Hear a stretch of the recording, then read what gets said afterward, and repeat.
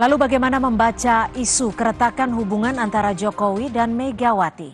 Kita bahas bersama politisi PDI Perjuangan Deddy Sitorus dan Direktur Eksekutif Indikator Politik Indonesia Burhanuddin Muhtadi yang sudah bergabung bersama kami di Kompas Petang. Halo, selamat sore Mas Burhan, selamat sore Pak Deddy, terima kasih sudah bergabung bersama kami di Kompas Petang. Ya, sore, Mbak. Sore, Bung Saya Burhan. langsung ke Pak Deddy. Pak Deddy, boleh dijelaskan tidak? Kenapa sih Bu Mega ini perlu mengklarifikasi, perlu juga menegaskan bahwa hubungan Bu Mega dengan Jokowi ini dalam keadaan baik-baik saja? Saya kira sejak Pak Jokowi dilantik, isu keretakan PDI Perjuangan dengan Pak Jokowi, isu keretakan hubungan Pak Jokowi dengan Bu Megawati, memang selalu dihembuskan oleh orang-orang yang ingin mengambil kesempatan, kalau hal itu terjadi untuk menikmati kekuasaan. Jadi ini memang, isu yang selalu dipakai oleh para penumpang gelap demokrasi, saya kira ya. Jadi, dan belakangan ini itu semakin menguat gitu ya. Jadi selalu tuh kalau ada framing di mana Ibu Mega dengan Pak Jokowi misalnya nanti ada analisa gestur, kayaknya Pak Jokowi nggak happy, oh kayaknya Ibu ini begini. Ini banyak tiba-tiba orang selalu menjadi ahli gestur lah, ahli psikologi gitu ya. Padahal selalu dari waktu ke waktu kelihatan bagaimana hubungan Pak Jokowi dengan Ibu Oke, Megawati. Itu seperti ibu anak, kakak adik, bahwa memang dalam perjalanan hubungan itu tidak 100% pasti sama dan sebangun, atau katakanlah tidak selalu harus sama di artinya ya. iyalah ya, suami Oke, istri, bapak anak, saudara dengan saudara, kadang-kadang ada perbedaan, itu ya. hal yang biasa. Pak Tapi Deddy, ini tadi Anda semakin menyebutkan memicu kita. ada pihak yang berusaha untuk menikmati kekuasaan. Artinya ada penumpang gelap, siapa nih kira-kira maksud Anda? Ya saya kira banyak lah ya, siapa penumpang gelap yang selalu berupaya untuk mendekatkan diri dengan kekuasaan, selalu melempar isu di lapangan. Saya kira sejak 2014, sejak Pak Jokowi dilantik itu selalu ada. Dan sekarang tidak hanya itu, sekarang ada malah yang memframing, oh itu lebih dekat, ini lebih dekat, lebih sering ketemu, begini, begono. Saya kira itu sesuatu yang mau tidak mau memang kita harus melampil pahit ya, karena namanya demokrasi kan kita tidak mungkin setiap hari membantah. Ya itu memang realitanya seperti itu gitu loh. Dan seperti saya tadi sampaikan, kalau hubungan yang mesra sepanjang hari, sepanjang tahun, selama 9 tahun, di mana sih ada? Suami dan istri aja saya bilang bisa kadang-kadang berbeda, bapak dengan anak, dengan ibu, atau anak dengan anak, Ya, itu biasa. Tetapi bahwa sikap Pak Jokowi, dan ini berulang kali beliau tegaskan, Bu Mega itu ibu saya, kakak saya, mentor saya, gitu. Saya kira sebagai seorang negarawan Pak Jokowi tidak akanlah berbohong gitu ya. Bahwa oke. in sometimes once in a time ada perasaan ya tidak sepandangan atau tidak terlalu Itu hal biasa intline, itu ya. hal yang biasa, Oke, pasang baik. surut hubungan. Baik. Saya akan ke Mas Burhan. Mas Burhan, kalau Anda melihatnya seperti apa? Kenapa Bu Mega sampai harus mengklarifikasi dan menegaskan bahwa bahwa hubungannya baik-baik saja dengan Jokowi? Apakah Ibu Mega sudah mulai merasa terganggu atau ini hanya bentuk jawaban dari menjawab opini yang beredar saat ini? Saya kira wajar ya Ibu Mega melakukan klarifikasi ke publik terkait dengan sinyalemen hubungan beliau dengan Pak Jokowi mengalami pemanasan. Jadi itu justru menurut saya perlu diklarifikasi, meskipun hak publik juga untuk mempercayai atau tidak mempercayai klarifikasi yang diberikan baik oleh Ibu Mega atau Pak Jokowi.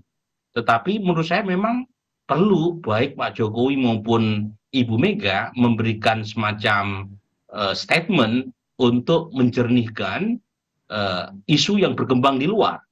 Pidato Pak Jokowi di tanggal 16 Agustus itu juga bagian dari klarifikasi.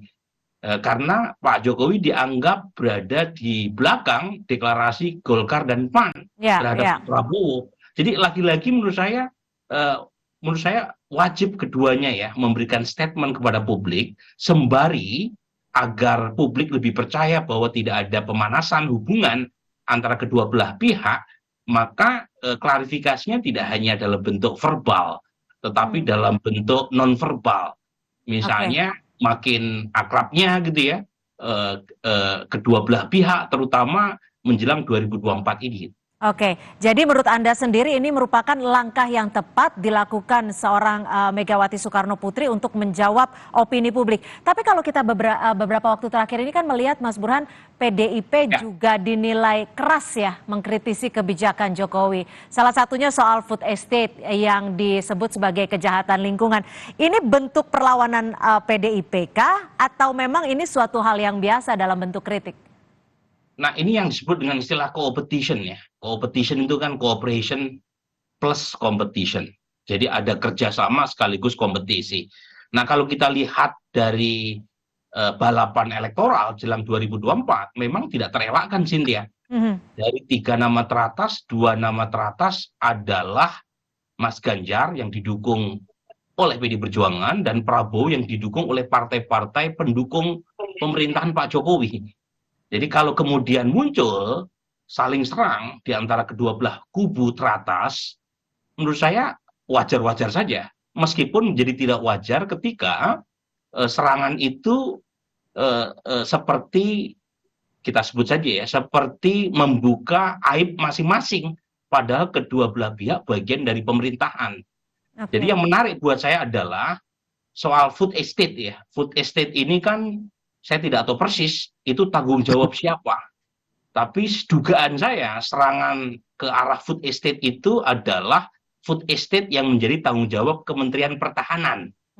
Ya. Tetapi yang menarik Pak Jokowi memberikan statement yang seolah-olah dibaca melakukan pembelaan terhadap food estate. Jadi lagi-lagi ini menarik ya buat saya, meskipun lagi-lagi tak terelakkan karena 2 nama teratas adalah calon yang kita sebut sebagai presiden men. Meskipun beda-beda ya kadarnya, tetapi setidaknya dua-duanya terasosiasi dengan pemerintahan Pak Jokowi. Oke, kalau Mas Burhan tadi bilang ada cooperation dan juga ada competition seperti itu. Kalau Bung Deddy sendiri menanggapi soal kritikan yang disampaikan kepada Pak Jokowi soal food estate ini gimana? Jadi gini, hari Minggu yang lalu Ibu Mega pulang dari Bali. Turun dari pesawat ketemu Pak Sekjen. Ibu Mega bilang begini, tolong ingatkan anak-anak, tuh kepala-kepala daerah bahwa El Nino ini benar-benar sangat mengancam. Saya dengar juga masalah komoditas pangan itu banyak yang akan menahan ekspor. Tolong diingatkan semua, Ibu bilang begitu. Jadi kemudian itu dipikirkan oleh Pak Sekjen, beliau kan teringat bahwa ada yang namanya food estate. Dan food estate itu ada di berbagai tempat. Lalu kita ingat bahwa kami dalam waktu 1 bulan terakhir banyak menerima masukan dan keluhan video, data, gambar terkait dengan kondisi food estate yang ada di Kalimantan, terutama Kalimantan Tengah, di mana di situ banyak video-video kami menerima tentang masyarakat yang menggugat karena hutannya ditebang, mereka diusir, lalu mereka sekarang terlantar karena lahan itu kemudian tidak jadi apa-apa gitu. Itu terjadi gitu ya. Dan kemudian kami juga banyak mendapat informasi bahwa walaupun anggaran untuk food estate itu datang dari 2 kementerian, tapi penanggung jawabnya adalah Kementerian Pertahanan yang tidak 1 rupiah pun ada nomenklaturnya di situ. Tapi pelaksana penanggung jawabnya adalah Kementerian Pertahanan. Itu lebih dari 2 triliun. Dan di dalam food estate itu yang mengelola adalah satu yayasan yang bernama Yayasan Pengelola Sumber Daya Potensi Sumber Daya Pertahanan. Ada PT Agrinas yang menjadi pelaksana. Sebenarnya yang mau disampaikan oleh Pak Sekjen adalah bahwa itu kalau nggak diteruskan, kita punya masalah dengan ketahanan pangan karena ada situasi global di eksternal, ada masalah El Nino di dalam, dan itu terkait juga dengan kemudian hutan yang sudah berantakan tapi tidak ada keberlanjutan. Kami tahu persis bahwa di anggaran 2023, 2024 tidak ada anggaran yang dialokasikan.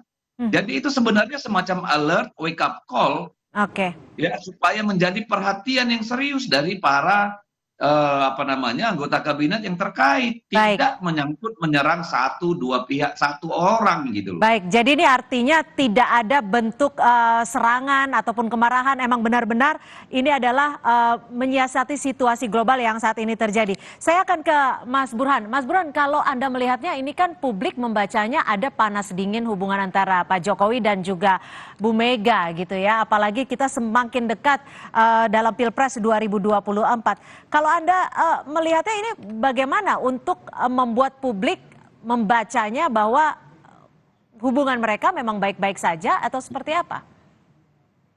Begini ya, kita juga harus melakukan pendidikan kepada publik bahwa perbedaan pendapat antar elit termasuk juga dinamika antar elit adalah sesuatu yang biasa dalam demokrasi.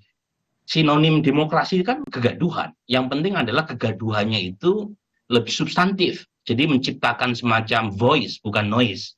Jadi sepanjang perbedaan pendapat itu berkaitan dengan bagaimana memperdebatkan, mendiskusikan isu publik, menurut saya nggak apa-apa.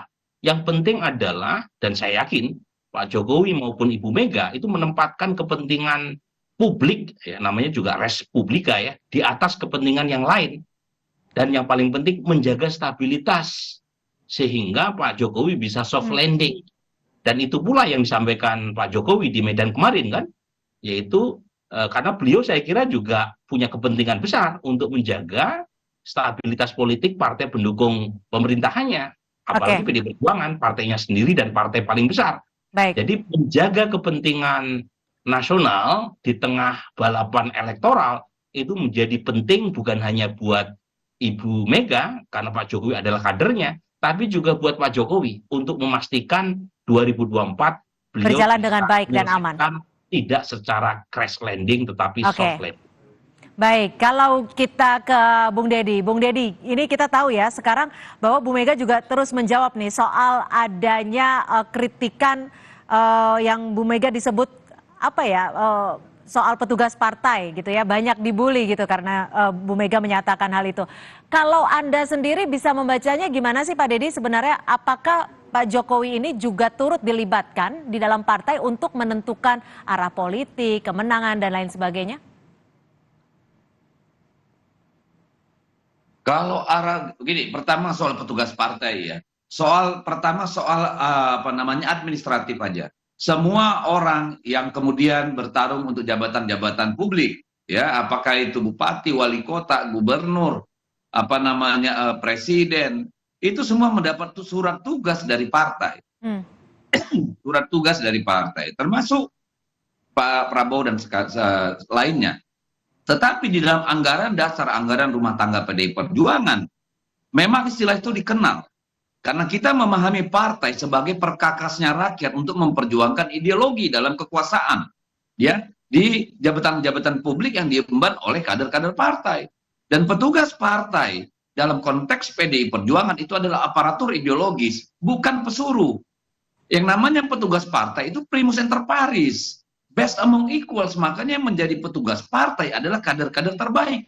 Ibu Megawati itu kader partai, Pak Presiden itu kader partai, yang namanya bupati, gubernur itu petugas partai. Tetapi itu dalam konteks kepartaian, dalam konteks jabatan publik kita tunduk kepada yang namanya konstitusi. Jadi tidak pernah ada ceritanya Ibu Mega atau PD Perjuangan mencampuri urusan pemerintahan, pengelolaan kekuasaan, kecuali memberikan rekomendasi. Jangankan presiden, gubernur, bupati, wali kota, pernah nggak kita dengar istilah itu menjadi masalah? Ya. Cara PDI Perjuangan mengelola kekuasaan. Tapi kalau Pak Jokowi sendiri di dalam partai PDI Perjuangan ini dilibatkan tidak untuk menentukan baik itu arah politik, proses pemenangan dan lain sebagainya?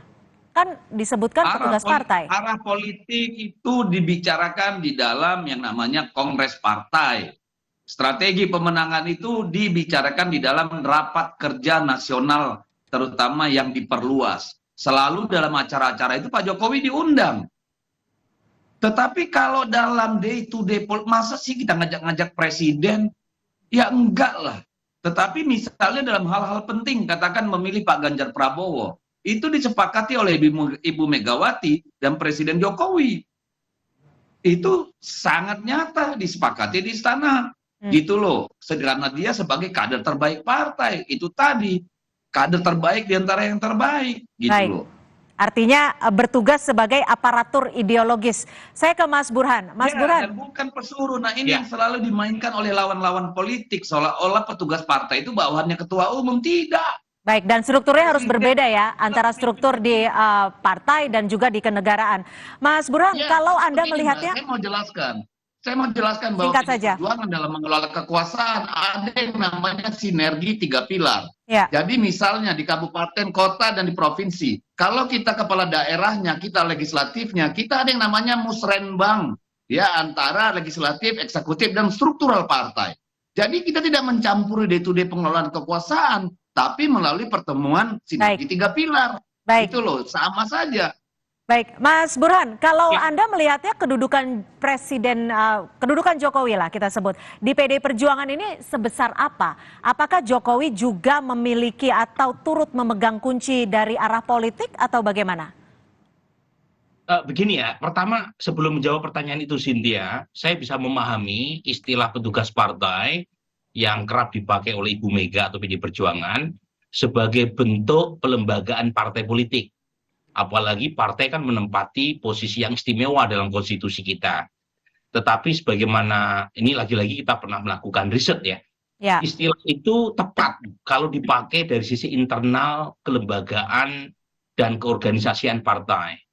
Tapi ketika ditanya untuk kepentingan eksternal, itu ternyata istilah tersebut punya tone yang negatif di mata konstituen non-PDI Perjuangan. Jadi lagi-lagi ini soal apa namanya packaging sebenarnya. Urusan internal nggak ada masalah. Tapi ketika dibawa keluar, ternyata konstituen non-PDI Perjuangan yang mungkin tidak mengetahui tadi bagaimana istilah petugas partai itu diformulasikan, itu cenderung kurang begitu apresiatif. Nah, dalam konteks Pilpres, Bung Deddy, mungkin bisa jadi isu. Karena bagaimanapun yang ikut Pilpres kan bukan hanya konstituen PDI Perjuangan. Ya. Nah, itu yang pertama. Nah, sekarang bagaimana dengan posisi Pak Jokowi? Bagaimanapun Pak Jokowi kan kader biasa di PDI Perjuangan. Yang terpilih dalam Kongres adalah Ibu Mega. Jadi kalau kemudian posisi penentuan jabatan kepartean, struktur partai maupun siapapun kader partai yang ditugaskan di posisi publik, ya wajar kalau Ibu Mega yang memiliki posisi kunci dalam penentuan itu.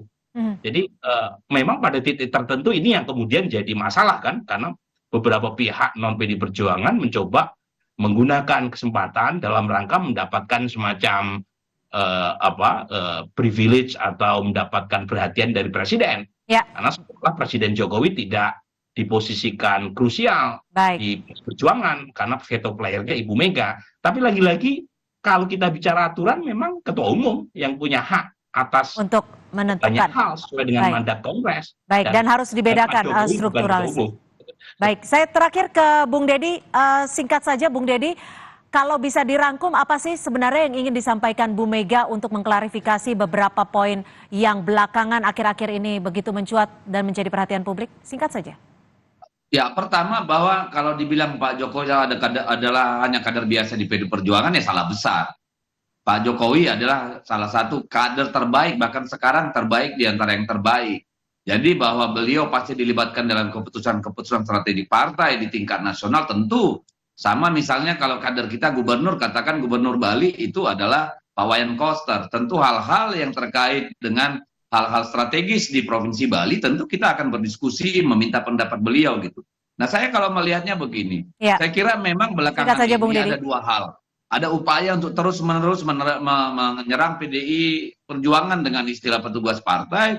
Di sisi lain juga ada yang berusaha menggunakan momentum, membangun framing bahwa Pak Jokowi dekat dengan yang lain gitu. Saya kira ini dinamika politik yang memang harus kita hadapi. Dan Ya. dalam kondisi sekarang semakin dekat waktu tentu menjadi sangat penting untuk Ibu Megawati membantah hal itu secara langsung. Baik. Supaya tidak terus menjadi isu liar gitu. Baik, agar tensi politiknya juga tidak semakin memanas. Terima kasih Bung Deddy Sitorus, politisi dari PDI Perjuangan, dan juga Mas Burhanuddin Muhtadi, Direktur Eksekutif Indikator Politik Indonesia, sudah bergabung bersama kami di Kompas Petang. Selamat sore.